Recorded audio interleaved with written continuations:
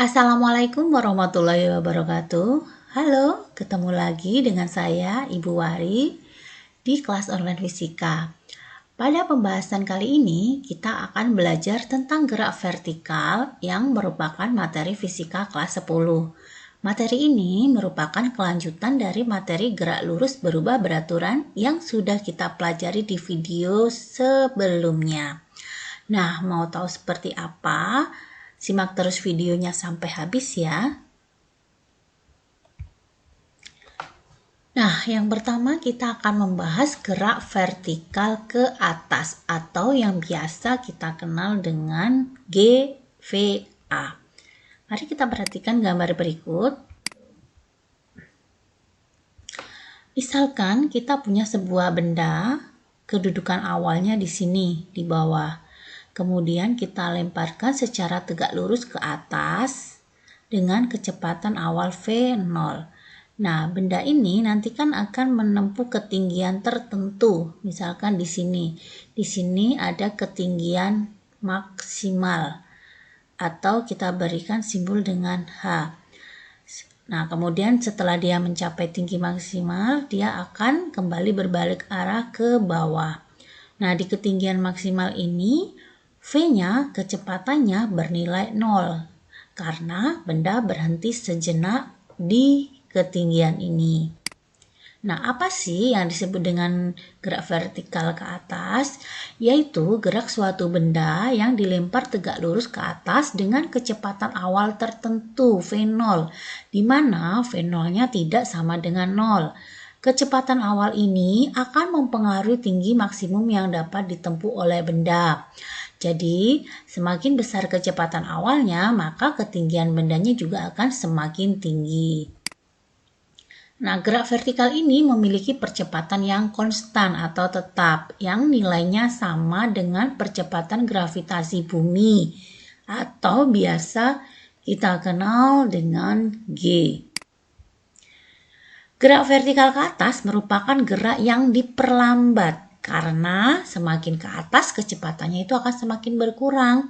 Kecepatan benda akan terus berkurang sampai mencapai titik nol, yaitu pada tinggi tertinggi. Selain itu, jika arah geraknya ke atas, maka A-nya, percepatannya itu sama dengan minus G, karena berlawanan dengan gravitasi bumi. Nah, di materi sebelumnya kita sudah membahas tentang persamaan GLBB. Ada 3 persamaan, yaitu V sama dengan V0 plus minus AT, S sama dengan V0 T plus minus setengah AT kuadrat, V kuadrat sama dengan V0 kuadrat plus minus 2AS. Nah, di gerak vertikal ke atas ini persamaannya hampir sama dengan GLBB. Hanya kita mengganti A-nya dengan G. Ini ya. A-nya dengan minus G. Means karena geraknya berlawanan dengan gravitasi bumi dan semakin lambat. Maka persamaannya bisa kita tuliskan. Perhatikan di sini ya. V sama dengan V0 min GT. Kemudian S, jarak, ini kita ganti simbolnya dengan H, ketinggian height ya. Jadi S-nya kita ganti dengan H, sehingga persamaannya menjadi V0T min setengah GT kuadrat. Dan V kuadratnya sama dengan V0 kuadrat min 2GH. Dengan V0-nya adalah kecepatan awal, satuannya meter per detik, V-nya kecepatan akhir meter per detik, G-nya percepatan gravitasi meter per detik kuadrat, dan T-nya adalah waktu. Dan hanya adalah ketinggian dengan satuan meter. Mari kita bahas contoh soal berikut.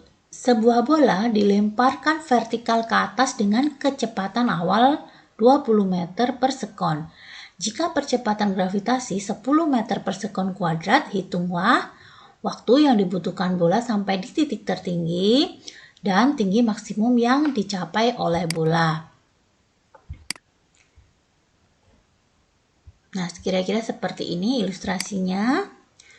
Dari soal diketahui V0-nya, kecepatan awalnya adalah 20 meter per sekon. Kemudian G-nya adalah 10 meter per sekon kuadrat. Dan di sini ada keterangan untuk yang A, waktu yang dibutuhkan bola sampai di titik tertinggi. Di titik tertinggi berarti kecepatannya V-nya sama dengan 0. Kemudian yang ditanyakan adalah T maksimum, waktu yang dibutuhkan untuk mencapai ketinggian tertinggi ya, dan tinggi maksimum yang dicapai oleh bola atau Hmax. Nah, mari kita mengingat kembali persamaan yang sebelumnya, di mana di persamaan ini gerak vertikal ke atas ada 3 persamaan. Nanti tinggal kita gunakan mana yang paling sesuai, yang besaran-besarannya memenuhi. Nah, untuk yang A, untuk mencari T, nah kita lihat dari 3 ini mana yang paling memenuhi. Nah, ternyata yang paling memenuhi adalah persamaan yang pertama ini ya, V sama dengan V0 min GT.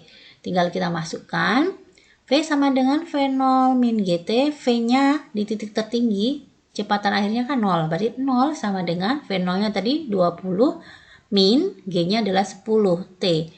Nah, ini kita pindah ruas yang min 10T ke sini, jadi 10T sama dengan 20. T-nya jadi 20 per 10 atau 2 sekon. Jadi, waktu untuk mencapai ketinggian maksimum adalah 2 sekon. Nah, bagaimana untuk mencari tinggi maksimum? Mari kita bahas. Untuk mencari ketinggian maksimum, kita bisa memilih dari 3 persamaan ini yang paling sesuai. Nah, ternyata untuk mencari ketinggian maksimum kita bisa menggunakan persamaan yang ketiga, di mana persamaannya adalah V kuadrat sama dengan V0 kuadrat min 2GH. V-nya di titik tertinggi 0, jadi 0 kuadrat sama dengan V0-nya adalah 20 kuadrat min 2 kali 10 dikalikan H. 0 sama dengan 400 min 20H. Ini pindah ruas ke sebelah sini, jadi 20H sama dengan 400. H sama dengan 400 dibagi dengan 20, yaitu 20 meter. Jadi, ketinggian maksimum bola ketika dilempar ke atas adalah sebesar 20 meter. Nah, bagaimana? Ternyata mudah sekali ya.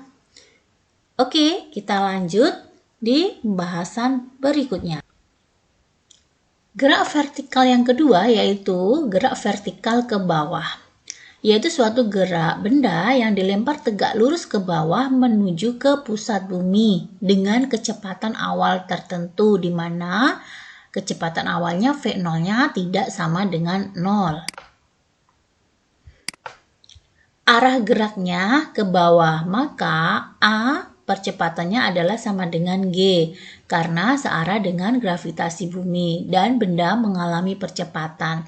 Nah, gerak vertikal ke bawah atau GVB ini bisa kita katakan juga merupakan contoh GLBB yang dipercepat karena gerakannya ke bawah semakin dipercepat karena searah dengan gravitasi bumi. Nah, di GLBB ini ada 3 persamaan seperti ini yang sudah Ibu jelaskan tadi.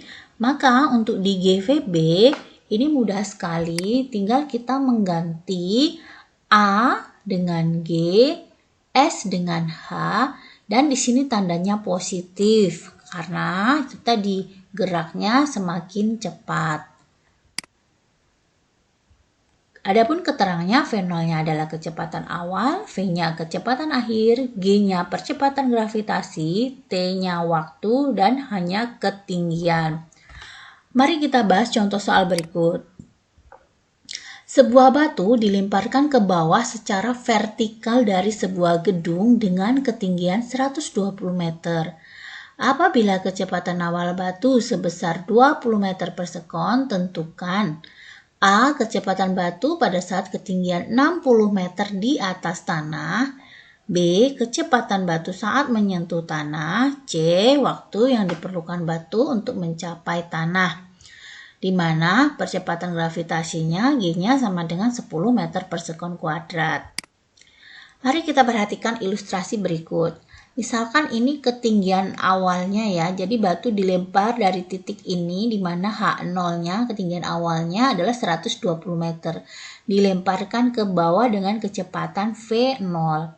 Nah, batu akan bergerak ke bawah. Nah, yang ditanyakan ini adalah kecepatan batu pada saat ketingginya 60 meter dari tanah. Dari soal diketahui H awalnya, H0-nya yaitu 120 meter. V0-nya, kecepatan awalnya adalah 20 meter per sekon. Dan percepatan gravitasinya 10 meter per sekon kuadrat. Yang ditanyakan yang A, kecepatan V saat hanya 60 meter dari atas tanah. Berarti kira-kira di sini ya. Kemudian yang B-nya V saat mencapai tanah dan C-nya waktu yang diperlukan untuk mencapai tanah. Untuk yang A, kita bisa menggunakan persamaan. Dari 3 persamaan ini kita pilih mana persamaan yang paling sesuai yang memenuhi besaran-besaran yang dari soal yang diketahui. Nah, ternyata kita bisa menggunakan persamaan yang ketiga ini ya, di mana V kuadrat sama dengan V0 kuadrat ditambah 2GH. V kuadrat sama dengan 20 kuadrat ditambah 2 kali 10 hanya adalah ketinggian awal 120 dikurangi 60. Ini yang ditanyakan yang di sini ya. Jadi 400 ditambah 20 kali 60. 400 ditambah 1200 yaitu 1600. Jadi V-nya yaitu akar 1600. Kita dapati 40 meter per sekon. Jadi ketika benda itu mencapai ketinggian 60 meter di atas tanah, kecepatannya sebesar 40 meter per sekon. Nah, perhatikan di kecepatan awal tadi dia kan awalnya 20. Kemudian di sini kecepatannya sudah menjadi 40 meter per sekon.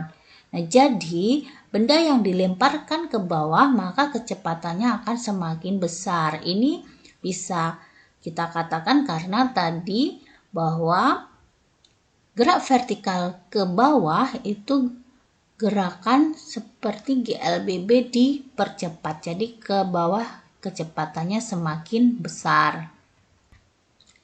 Nah, selanjutnya mari kita bahas untuk mencari kecepatan benda ketika mencapai tanah. Nah, kita masih gunakan persamaan yang sama. Tinggal kita masukkan nilainya, V kuadrat sama dengan V0 kuadrat plus 2GH. V kuadrat sama dengan 20 kuadrat plus 2 kali 10 kali 120. Ya, tadi kan tinggiannya dari atas itu 120 sehingga 400 ditambah 2400 sama dengan 2800. Jadi V-nya adalah akar dari 2800 atau akar dari 400 kali 7, jadi 20 akar 7 atau kita bulatkan 52,9 ini menjadi 53 meter per sekon. Jadi kalau kita analisis terbukti ya, tadi kecepatan awalnya di atas 20, kemudian semakin besar 40 dan akhirnya ketika mencapai tanah kecepatannya 53 meter per sekon. Jadi kesimpulannya gerakan ke bawah semakin cepat kecepatannya. Oke, kita lanjut. Untuk mencari waktu, kita bisa menggunakan persamaan yang pertama, di mana V sama dengan V0 plus G kali T. V-nya, ini dari V ketika mencapai tanah ini kan, ini tadi 53. Berarti 53 sama dengan 20 plus 10T. Sehingga 53 dikurangi 20 kan 33 sama dengan 10T. Jadi T-nya adalah 33 dibagi 10 sama dengan 3,3 sekon. Jadi waktu untuk mencapai tanah adalah 3,3 sekon. Gerak yang selanjutnya adalah gerak jatuh bebas.